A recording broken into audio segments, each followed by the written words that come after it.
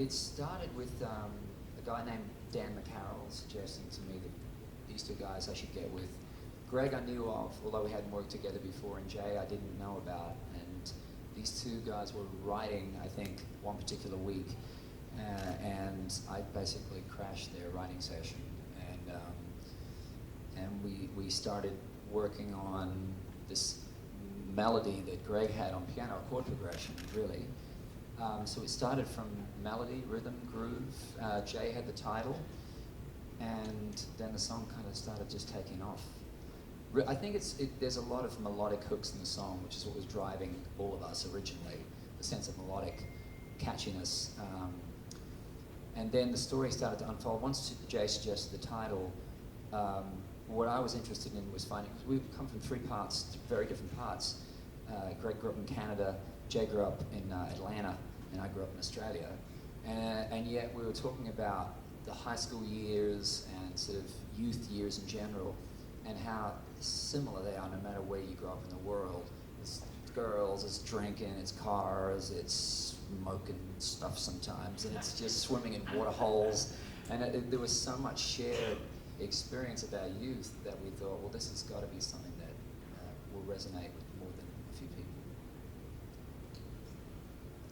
Hey everybody, good to see you. Adam Wartell with Nashville Insider. I was wondering, everybody kind of, when you think of lyrics, thinks of lyrics differently. So this question is actually for all of you. When you hear the lyrics to Wasted Time, do you have any stories that kind of remind you of childhood, remind you of growing up and go through your head?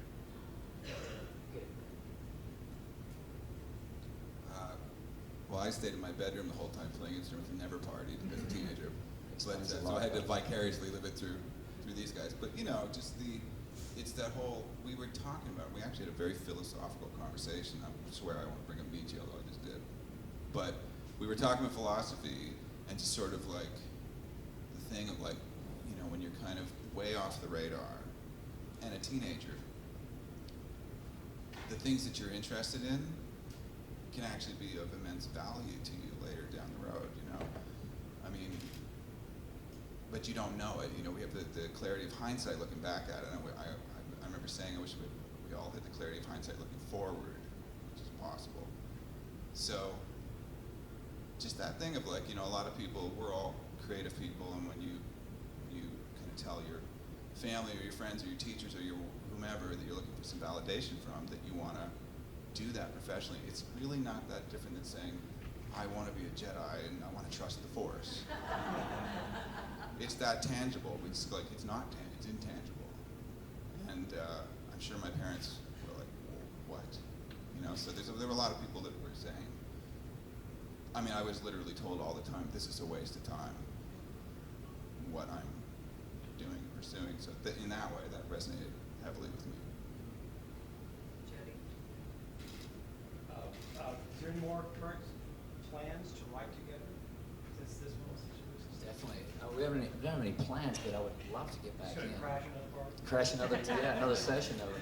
It's great. You know, I realize all the years that I drove down to Music Row 5 days a week, was writing with total strangers, has really paid off in my life, where I can walk into a room anywhere in the world with people I don't know and feel comfortable about sitting down and writing a song. That's all come from Nashville. It's extraordinary. Who had the line about logos? And tell us what that is. Okay. So I sort of playfully suggested, I was telling a story about how in high school in Atlanta we would, this is so embarrassing, we would go out to the dock. Can I preface it by saying the chorus needed a bit about drinking something. Because we had sipping on something, we just didn't know what, and I was saying, what were some drinks that you all had in school? And Jay's was the winner.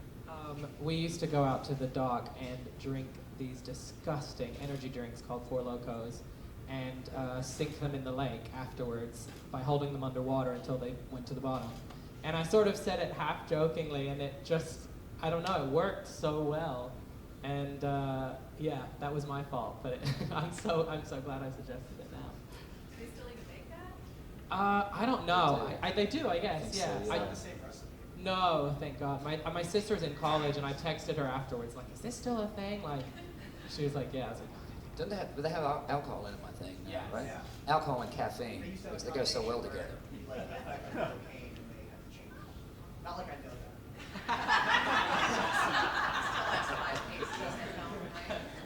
Was that the slogan on the can? The effect of cocaine. When you're writing, Keith, and you all as well, when you're working on melody or lyrics, the words just pop, and music just pop words to you, you start learning that. I remember. Yeah, take it. No.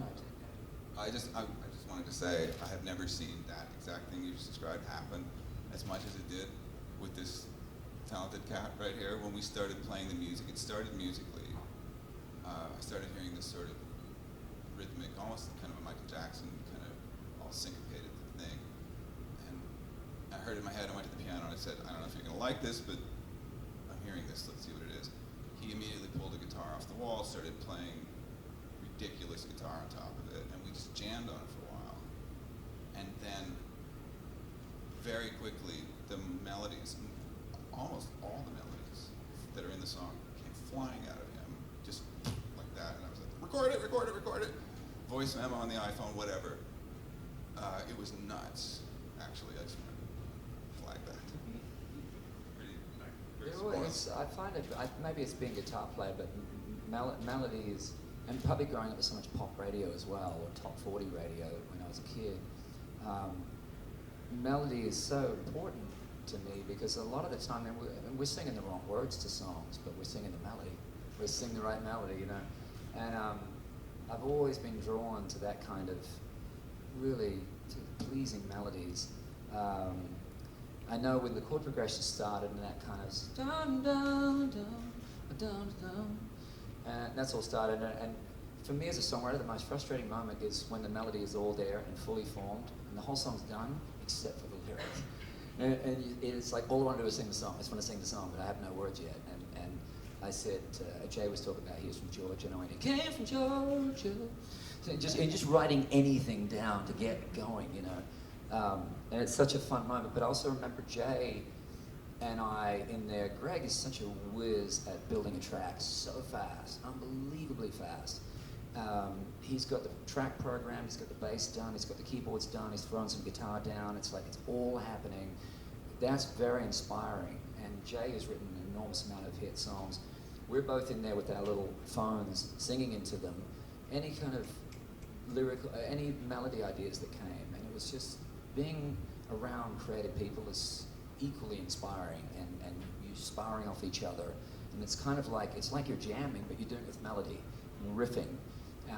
And he's singing something, and this is why I like collaborating so much, because as a creative person you can miss the really cool things because you're shooting for something else, and it takes somebody else in the room to go, no, wait a minute, there was a there was that line there. What was that melody? Sing that. Well, sounds good with an ooh. Okay, we'll put the ooh there. Okay, well we need to have a lyric that ends with the ooh vowel. So do you ever think about it like a do? And it's just an excuse to sing ooh there.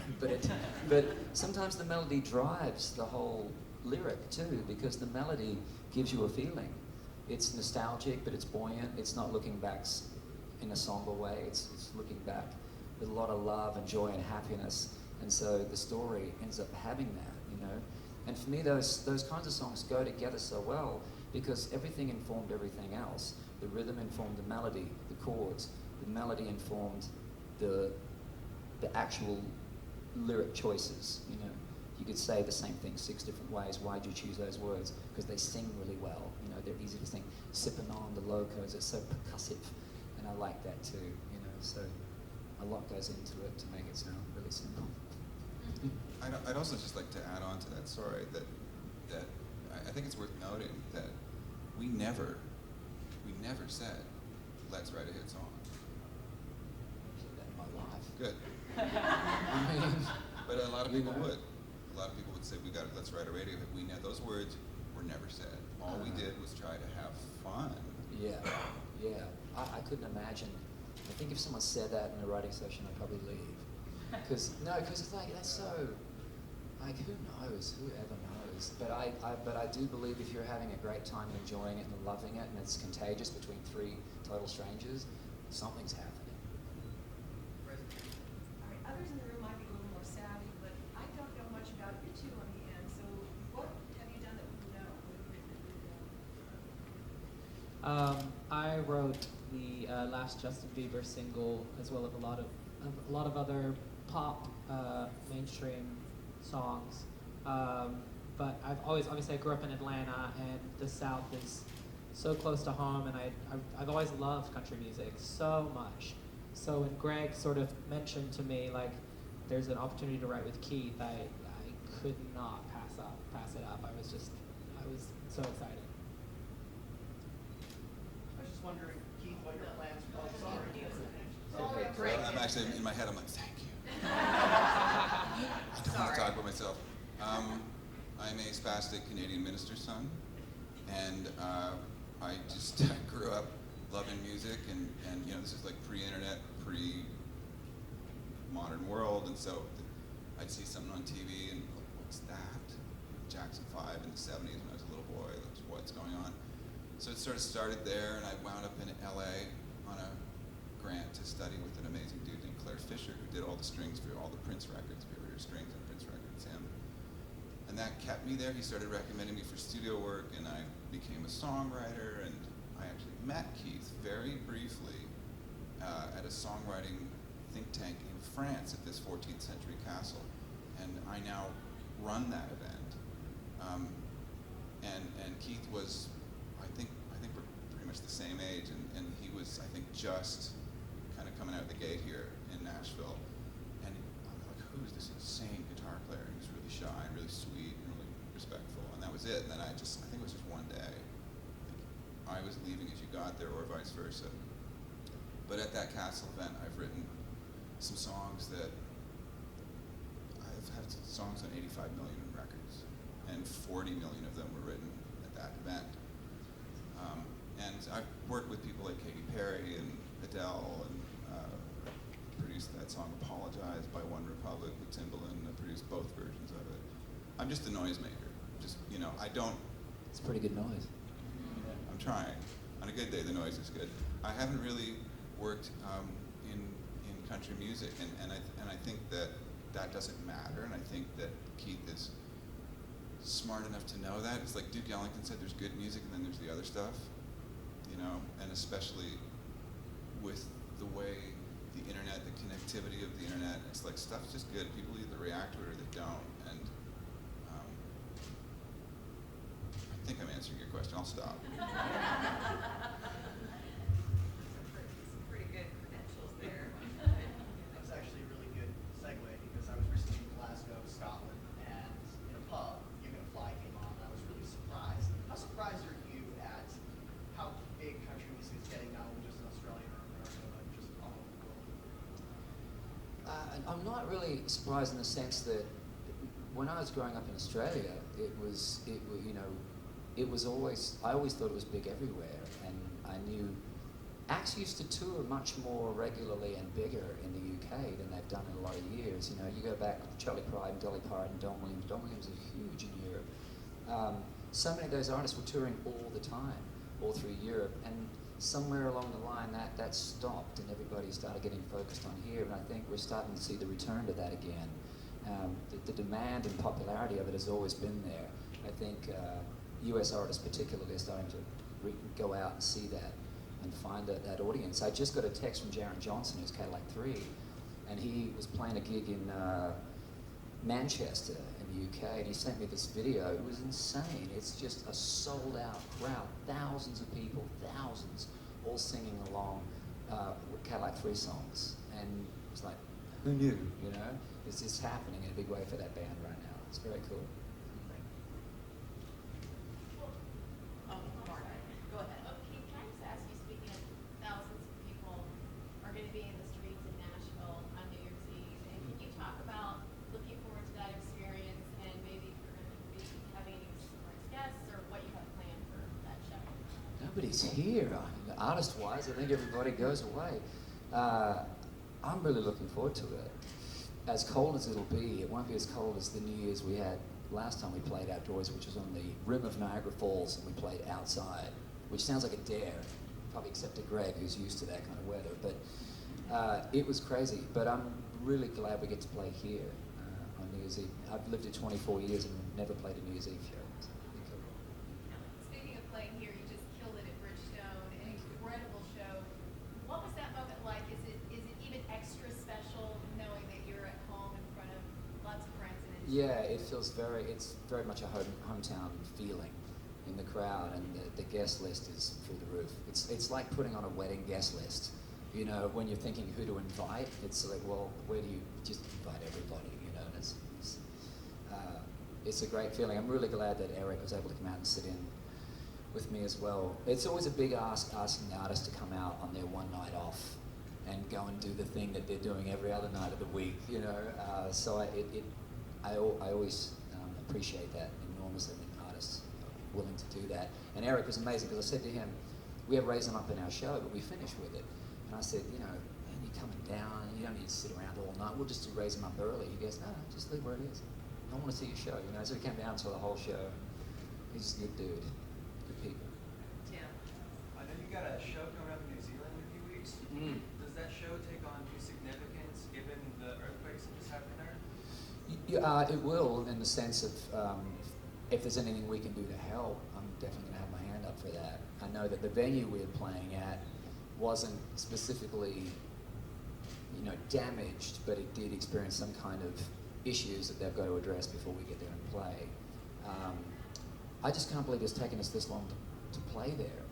I was born there and I've never played in New Zealand before, so it's going to be a phenomenal feeling. So your home country's definitely been in your thoughts these last few days as you see like the images and stuff.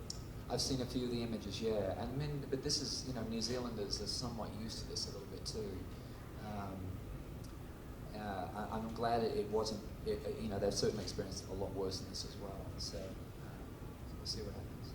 And going to be playing several dates in Australia, and Carrie Underwood's going to be one. Right? She is, yeah. Kelly? Yeah, I was just gonna ask on that, you're returning back to Australia as well with the New Zealand dates, and if you're bringing Carrie along, so do you have any surprises? Are you guys going to be playing The Fighter together? And Definitely. what does it feel like to bring someone like her along for the ride out where you grew up and where you call home? Extraordinary. I love that. I mean, we've toured together before, but we've never had a song together to do. So it's great that we get to do The Fighter. It was released as a single in Australia quite a while back,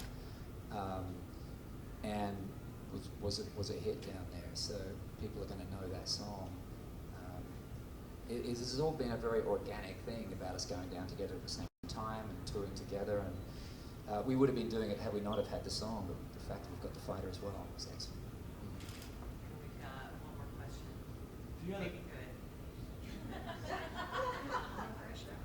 Okay, Friday night, show was over, you didn't go backstage. You hung out and you shook hands and talked to the crowd as the lights were on and everyone was leaving. How often do you do that? Every night. Do you really? Yeah, you know, look, It's impressive. here, the thing is this. I mean, first of all, without the audience, it's just one long sound check. So the audience is everything, everything. And I was thinking the other day, it's a line in a Jackson Browne song called The Loadout, where he talks about the audience. He goes, people, you got the power over what we do. You can sit there and wait, or you can pull us through. The audience has so much power to make or break a show. We as a performer can only do so much. And on this tour especially, I've watched our audience night after night after night just give so much to me on stage. And when that happens, you can just play forever. If we didn't have curfews, we'd play way longer, but these buildings have these union curfews, you've got to be off stage, blah, blah, blah. But the other thing that I really am aware of, especially having kids, when you want to go to a concert, it's a big deal. It's not just, oh yeah, we'll go park. It's not like going to the movies. It's a very different thing. You know, parking and babysitters and like, we're going to carpool and tickets at will call. We have to get there 2 hours to line up, and it's a big, big deal. And then parking, all the expenses, it goes through the roof. So my want is to give them the greatest night and give everything I've got, to not take that for granted. This is a big deal, you know. It's pretty impressive. Thank you. Almost every day I tell the story about when Jay and I went to see Keith play at Staples Center. You know, I think it's about 20,000 people. And the show was phenomenal. And exactly as you just described, you know, like I noticed everyone left the stage, Keith was still there. I noticed most of the audience had left. The house lights, those really awful, bright cafeteria kind of house lights had come up. And security had left. Staples Center security had left. And he was just on stage by himself. There were about 200, 300 people. And he shook everybody's hand. And he was taking selfies with them and he was signing stuff. And he did it until they were all gone. And I sat there with my jaw bouncing off the floor, watching him. And I stayed until he was done. And I just, it's a special dude. I've never seen him. So I know we're here celebrating Wasted Time, but we'd be remiss not to notice that Blue Ain't Your Color is already at number 8 and still rocketing up. Might be the Don't next jinx one. it, Kate. I know, but talk to us a little bit about Blue Ain't Your Color and just it's such a different sounding song on record. Yeah, every now and then I get sent songs that they just hit me, and I mean I get sent a lot of songs, and there's songs that I pass on that I know are going to be hits, but they don't hit me. And I know that, like I could rattle off 3 right now, one in particular, huge hit songs for other people that I passed on, but they gotta resonate with me. Otherwise, I can't cut a song just because I think it's going to be a hit. I've got to feel it. And that song, the very first time I heard it, it was just like, oh man, played it again. And grabbed my guitar and started singing along with it almost right away. And it just felt like just your favorite pair of jeans, like right out of the gate. So our job was to get in the studio and try and make it fit the rest of the record sonically, because it's a waltz, you know. So Dan Huff and I spent a long time tinkering and shaping everything to keep it from being too sort of derivative of a waltz sonically, you know. That's a whole other conversation. I'm glad you love the song, and I'm glad other people do too. Thank you. This is Greg's and Jay's first #1 party, maybe. In LA, they don't do this. I'll go No. here. We do all the time. That's Well, right. I don't mean to sound ridiculous, but it's probably too late for that.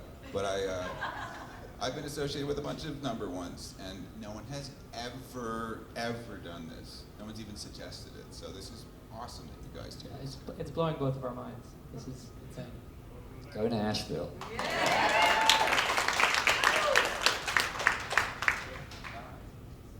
Dancers play the song, given that's what we're here for. And I like to do it with my writers, and so we've never played this song before together, other than in the studio. But will you please welcome Greg Wells on piano, and James Abrahart right here. Jay. We're gonna try and play it.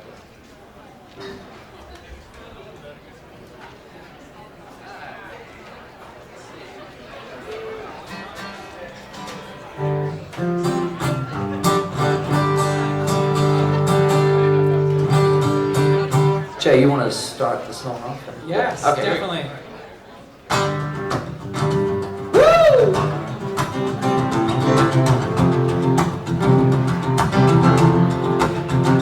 Rain is coming down tonight. I'm smiling looking at this photograph. Hear that song and I'm flying right back to when we had it made. Every Friday night when the sun went down, we'd be running them streets like we own the town. And I just can't let it go. No, I just can't let it go. I wonder if you ever think about it like I do. 7 kids on a 2-lane road.